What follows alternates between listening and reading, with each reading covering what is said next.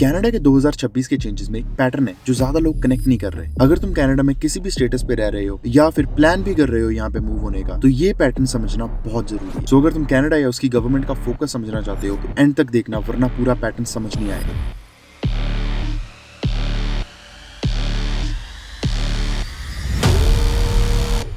सो connection का first piece, middle class tax को cut करना। 2026 में मिडिल क्लास के लिए टैक्स रेट गिर के 14% होने वाला है। बेसिकली ये चेंज उनके लिए बहुत इंपॉर्टेंट है जो इस अमाउंट या उससे कम कमाते हैं, एंड इसका impact saving of up to $420 पर कनेडियन। एंड तुम्हें मैं ये बता दूं, अराउंड 22 मिलियन कनेडियंस इस ब्रैकेट में आते हैं। एंड भाई अगर तुम इससे ज्यादा भी कमाते हो ना, तब भी तुम्हारी इस अमाउंट तक लोअर टैक्स रेट ही अप्लाई होता है। Second piece, immigration numbers. 2024 में परमानेंट रेजिडेंट का टारगेट था 483,000 और 2026 में ये गिर के 380,000 रह चुका है। एंड इंटरनेशनल स्टूडेंट्स वो तो 437,000 से 155,000 पे आ चुका है। ऑलमोस्ट 65% का ड्रॉप। ऐसे ही टेम्परेरी वर्कर्स के टारगेट में भी रिडक्शन आया है 137,000 का। तो बेसिकली बात ये है कि न्यू एंट्रीज को कम किया जा रहा है ऑलमोस्ट हर कैटेगरी में। Third piece, domestic policy changes. Spring 2026 से buy Canadian policy fully implement हो रही है। इसका मतलब है कि Canadian government Canadian suppliers, materials and industries पे फोकस करेगी, अपना पैसा स्पेंड करेगी,